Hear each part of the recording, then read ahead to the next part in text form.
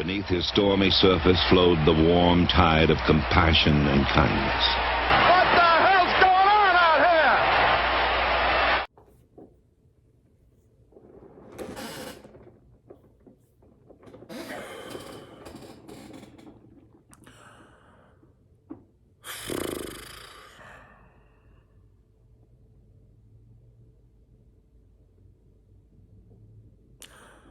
Welcome back to the channel, man. Cage TV. With the final recap of the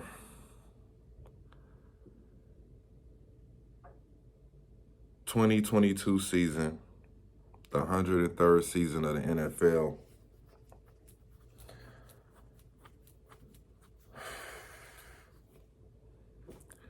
Congratulations to the Seattle Seahawks for doing what they were supposed to do and getting the final spot, 7th seed spot in these playoffs. Congratulations.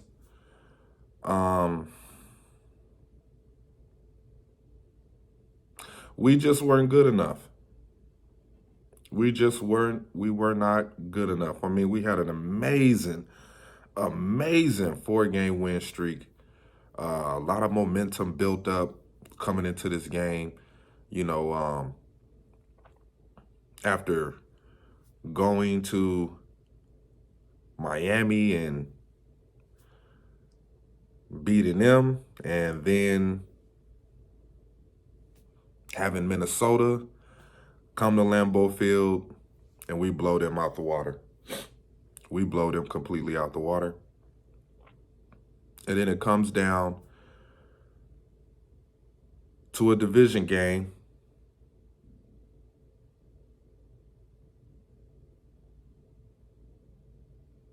Week 18 against a team that shouldn't even be in the NFL. We lost twice to a team that should not be in the NFL. No accomplishments at all. And we let them win a game that didn't help them out at all either. I mean, they finished the season on a 1 game above 500. If that's something to even be proud of, winning a game of this magnitude and still got to stay home for the offseason is just nothing to be proud about for the other team. But as for us, the Green Bay Packers, as far as this team, I mean, you just look at the nature of how the season went. You know, it was an up and down season. You know, we start off bad, losing to the Vikings. You know, we go on the 3-game win streak to get back in the mix. And then we lose some games we should have won. We beat coaches and players that you would think we wouldn't have a chance against, that being Bill Belichick and Tom Brady in the regular season. And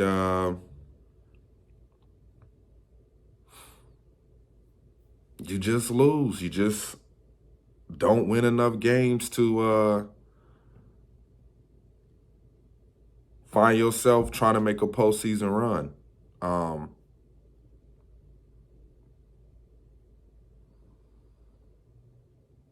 But hey, that's football, man. That's sports. That's just the way the nature. It's just the way things go when you have a team that's just not prepared. This team did not prepare. You had those 3 amazing seasons that lead to nothing. just two glorified individual awards, back-to-back MVP. That doesn't help the team at all. It just helps your Hall of Fame resume. You have an organization that can't bring any veteran good enough to help this team with some sort of added leadership to the leadership you think you're supposed to have. And we just didn't do that. We didn't, like I said, this team is only going to go after ancillary guys that's either entering their prime or they are about to be out of their prime. And those ancillary guys, you're only going to get either 3 or 2 years out of them. And in this case, the Packers have only been getting 1 year out of these guys and then trying to plug in the spot with another guy, another veteran guy. I mean, this organization didn't do its job. I mean, as far as the draft, I think we had an okay draft. We have something to build on with the young talent. We've seen flashes of of Wyatt. We've seen a lot of flash of Quay Walker. We've seen the emergence and, the potential and growth that Romeo Doubs and Christian Watson can have. You've seen all of that. You've seen all of that. Things that, could be in the future. But then you look at the people that have been with this organization and have gone through the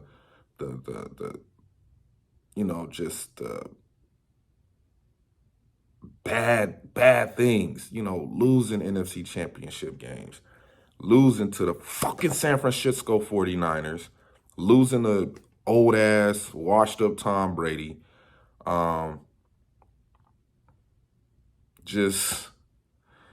This team has enough, but not enough, if you know what I mean. We have enough, we just don't have enough.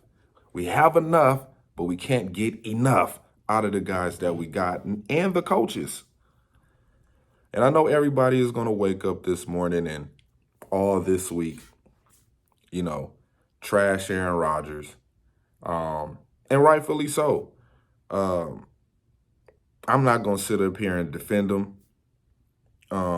This guy has been pretty much the face of the Green Bay Packers for the last 4 years since Matt LaFleur, came to the Packers.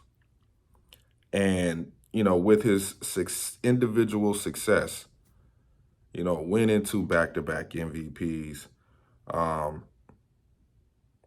the 13-3 seasons, 13-4 season, 13-3 season, to have a season like this, and I get it. I'm just not going to say, oh, it's because we lost Davante Adams. That's not the case. You know what I mean? The Packers didn't do their due diligence of, you trade a number 1 wide receiver and you didn't bring a number 1 wide receiver to replace him. I mean, you thought you did in the draft, but, Christian Watson with the early injuries. Then you have Romeo Doubs go down with a high ankle sprain. He missed like almost 4 to 5 weeks of football. Randall Cobb gets banged up for a couple of weeks. Allen Lazard, ankle injury. Christian Watson, knee scope, he gets banged up, hip. You got old guys that can't stay healthy, and then you got young guys that can't stay healthy. And then you have to throw Sammy Watkins out there after he came off of IR to try to fill in. I mean, I put blame on everybody. The organization, the players, the coaches, the fans. I blame it all. I blame the whole thing. The whole thing. I blame it on all that. You know, we thought coming into the season this defense would be spectacular. And it didn't live up to the hype in the first game.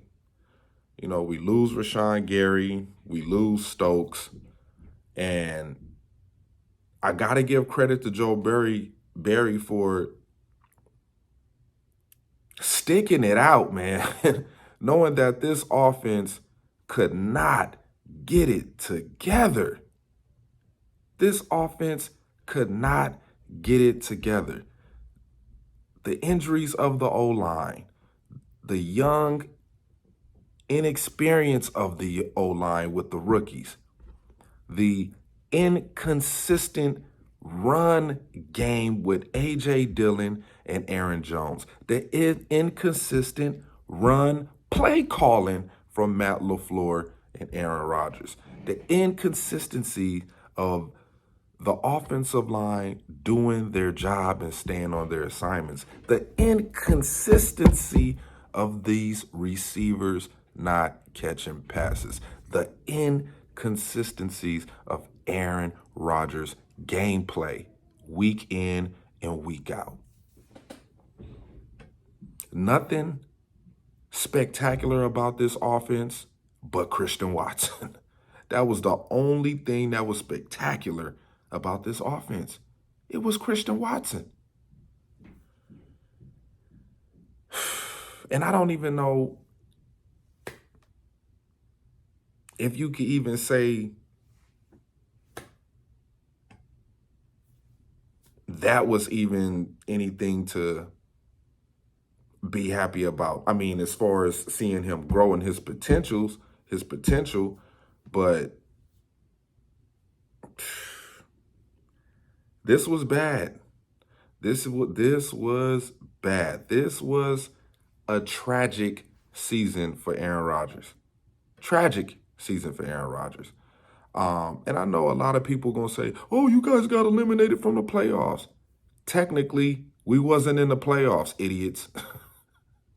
When the Seahawks won, they already put themselves in the playoffs. We just had to win and we could get in. We didn't win. We lost to a team that outcoached us twice.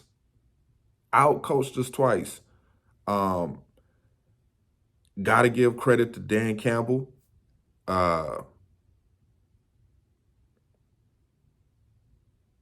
He made Matt LaFleur do some unorthodox things with this offense. I mean, I didn't understand why Allen Lazard was running the football. I didn't understand why Christian Watson got so many carries. I didn't understand that. I didn't. I don't understand why Aaron Jones and A.J. Dillon were so limited in the run game. And I got to give credit to the Detroit defensive line. Hey, they held us in check with the run. Aiden Hutchinson, he is the real deal. I'm not even, I mean, as far as within this division, but yeah, he is the real deal. You know, they got a hell of a player over there.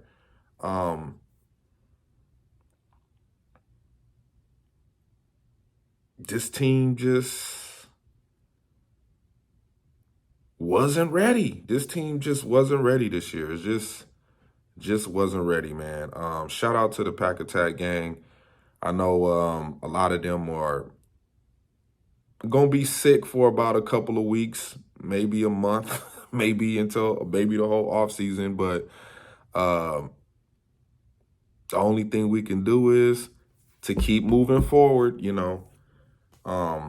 Just the nature of this season and how things transpired was a little eyebrow raising just seeing some of the things and, some of the,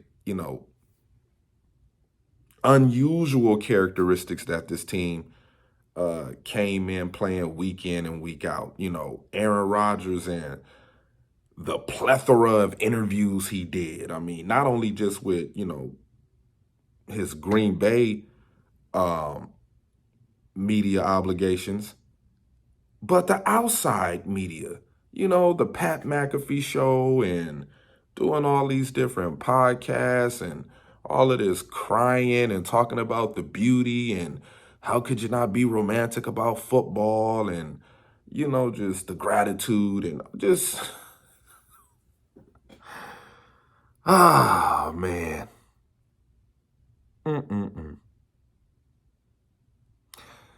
They talk about how great Aaron Rodgers is. And believe you me, he is a great quarterback. But when you a fan of this team and you look around the league, he's the only one doing this. He's the only one doing this. Shout out to Michael Parsons, because he was supposed to do a little Tuesday thing with Skip Bayless and Shannon Sharp. And you know what he said? Nah, I need to focus on football right now. He turned it down. But no, Aaron Rodgers, so full of himself and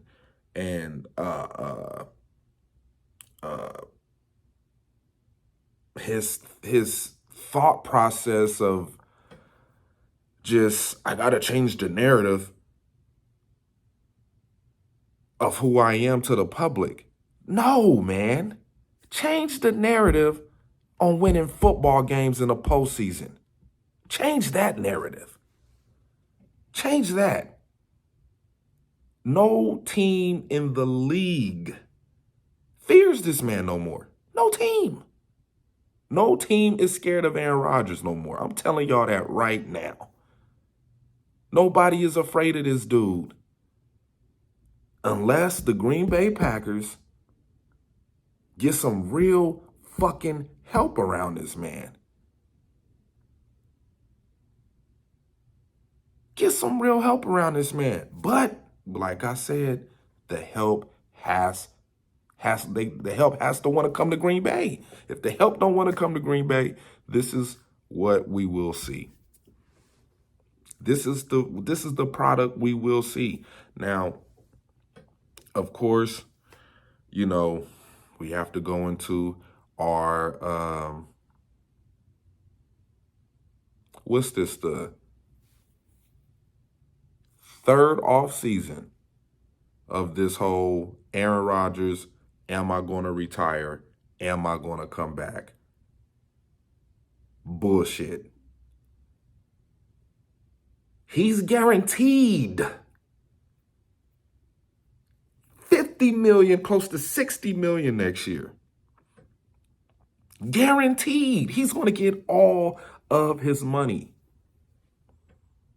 Now, some people think that's going to be more enticing for him to come back and play. But then, you see him up there on that podium and they ask him about the money. He said, oh, it's not about the money. It's not about the money.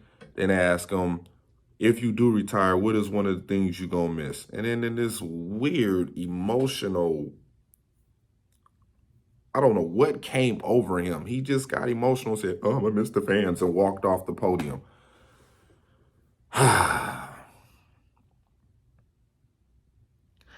I'm at the point right now, if he comes back, he comes back.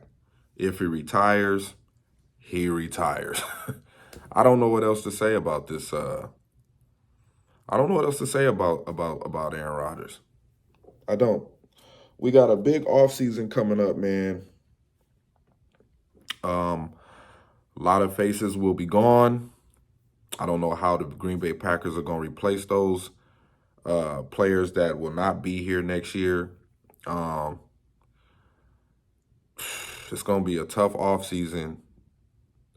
They said that Goot came to Aaron Rodgers in the locker room after the game, and they had a long, extensive conversation. I don't know if Aaron was playing when he said that. He might have been trolling. Who knows? They had a difficult conversation at his locker room, at his locker. So we don't know what that conversation entails, but for the most part, when you look at this team, being big brother of the division, and you look at how everything played out,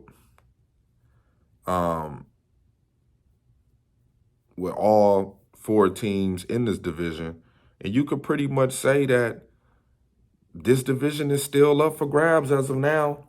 I mean, I don't trust the Vikings. I damn sure don't trust the sorry-ass Lions.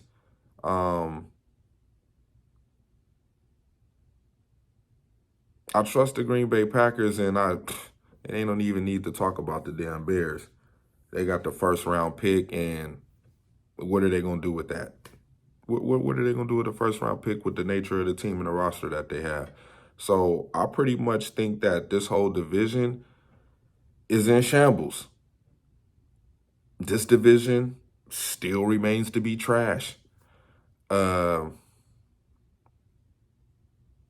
that's an indictment on the Green Bay Packers, that we didn't win this division with the nature that this division is in. This division is not good. It's not good at all. If you just think about it, this division is not a great division. I mean, the Cowardly Lions is celebrating an elimination game they won.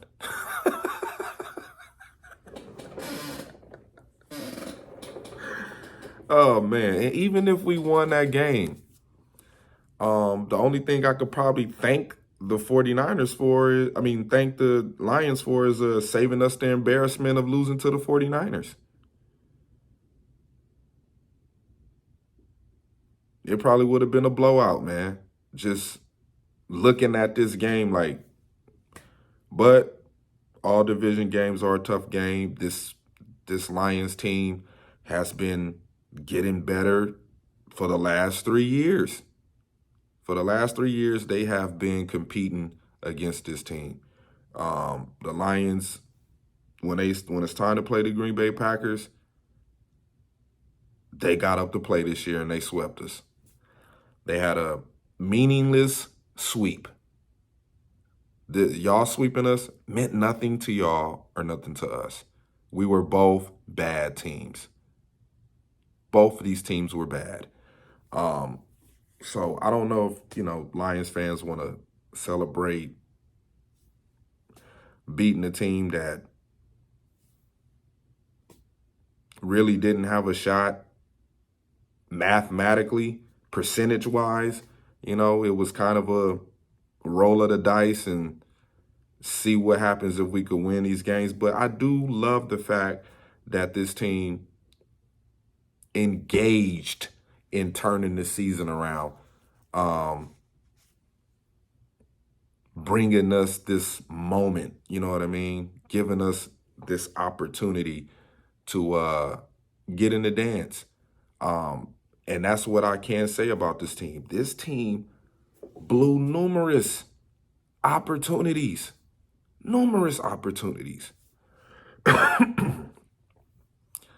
And I don't know what we do. I'm just going to call out a few players that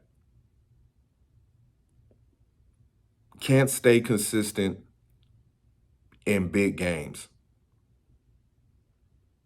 And one of those players being Aaron Jones. I'm not going to put any of the rookies on this list because this is their first year.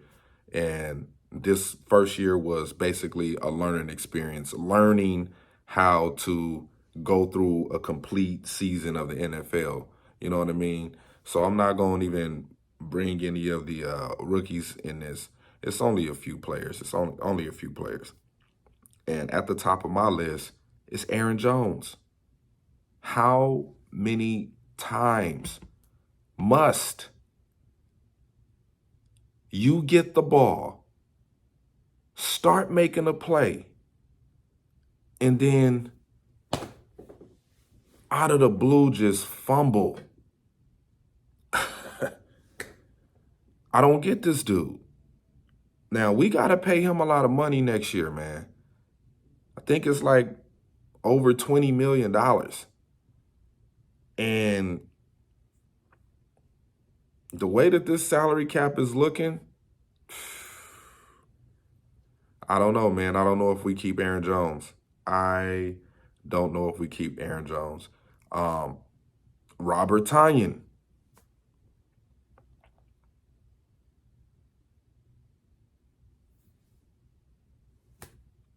Granted, you know, you had to get healthy this whole season.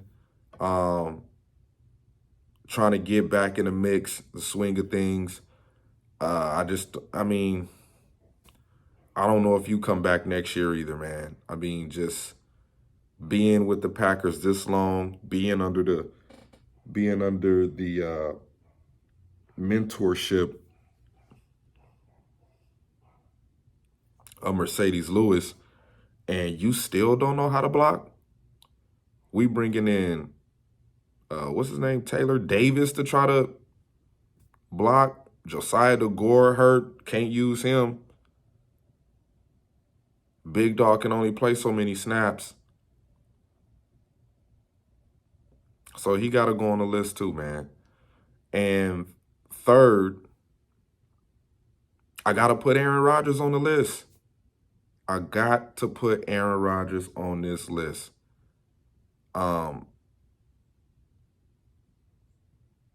He got to take some of the blame, if not more than the teammates on his team. Like, his leadership skills are just not good. He can't lead a team. He can't. Talented, he's talented, very talented. But when it comes to lighting a fire under your teammates, putting them in the best positions to make plays,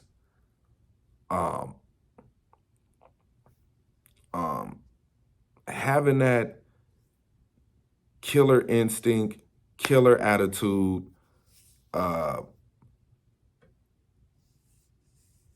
we just don't see it when it comes to making plays down the field to score and win games. And the reason for that, he's never had a lot of opportunities to do it. Remember, Aaron will always be leading, and then we would get stuck with our defense on the field, and they just can't make stops. And then he doesn't get an opportunity to get on the field to try to make a comeback. So that has a part to play in it too. And I just don't understand why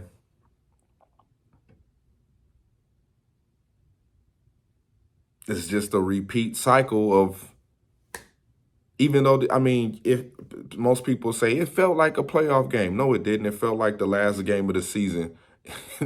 You know what I mean? And if you don't win, you don't move on. It was to me, it felt like the last game of the season when we lost. Oh, that's the last game of the season. You know, you just see the nature of how the season went. And they go on this 4-game spectacular run, and you just think it has the mystique, the feel of 2010. And we got to stop thinking in the past, man, because this is not 2010.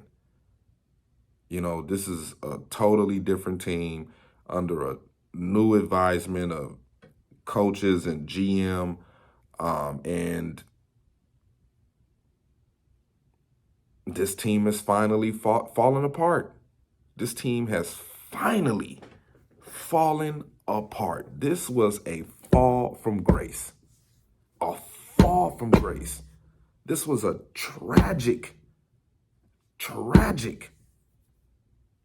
way to end this was a tragic season. You could just tell the coaching staff,